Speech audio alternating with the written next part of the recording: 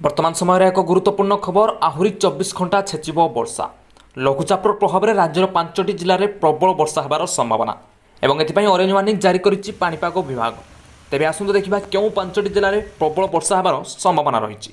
तेबे आपण माने भिडियोटी को शेष पर्यंत निहाती भाव देखंतु एवं आगो मिंट पाणीपाग संबंधी अपडेट पाया पे चाहुथिले आम सहित जोड़ी होई रहंतु चैनल को सब्सक्राइब करी पाखरे थिबा घंटी चिन्हटी को दबाई दियंतु। एवं आपण अंचल बर्तमान पाणीपागर स्थिति किपरि रही आपण अंचल केते मात्रा रे वर्षा होची एक वीडियो माध्यम आमको व्हाट्सएप नंबर रे सेंड कर दियंतु। हमर व्हाट्सएप नंबर आपण स्क्रीन ऊपर देखि पारुथिबे। आपण भी जदि मासक 4 ରୁ 5,000 टका इनकम करबा चाहछन वीडियो टाइटल ऊपर क्लिक करंतु डेस्क्रिप्शन खुल जो description for fun application link अछि डाउनलोड करतु इंस्टॉल करंतु और पांतु फ्री पेटीएम कैश 50 टका। तो फ्रेंड्स आउथरे कहि रखुची टाइटल ऊपर क्लिक करंतु डेस्क्रिप्शन खुल जो डेस्क्रिप्शन ऊपर क्लिक करंतु मासक 4 ରୁ 5,000 टका इनकम करंतु।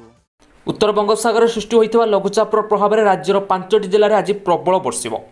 संबलपुर, देवगढ़, झारसुगुड़ा, बरगढ़ और सुंदरगढ़ यह सब जिला मानक आसंता 24 घंटा धरिकी लगी रहिब प्रबल वर्षा एवं यह जिलागुड़िक ऑरेंज वार्निंग जारी करिछि आंचलिक पाणीपाग केन्द्र एवं यह सहित केन्दुझर, अनुगुल, नुआपड़ा, सोनपुर और बलांगीर यह सब जिला मानक कि येलो वार्निंग जारी करिछि आंचलिक पाणीपाग केन्द्र एवं यह जिलागुड़िक अल्प केतक स्थान में प्रबल वर्षा हो पारे बोली आकलन करा जायछि।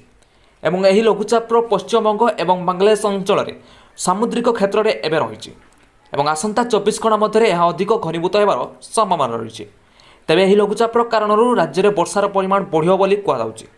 ओडिशा रे जून 1 तारिख रु अगस्ट 5 तारिख मध्य केमिति थिला दक्षिण पश्चिम मौसुमी वायुर स्थिति वर्षार परिमाण को लेकिन तथ्य रचिला आंचलिक पाणीपाग विज्ञान केन्द्र।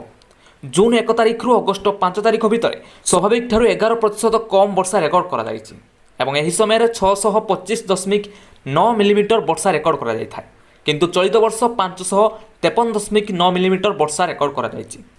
जाजपुर, बालेश्वर, केन्द्रापड़ा, खोर्धा, कटक, नयागढ़, सोनपुर, जगतसिंहपुर, मयूरभंज, पुरी एवं बलांगीर यही सबु अंचल में स्वाभाविक ठारू कम वर्षा रेकर्ड करा जायछि।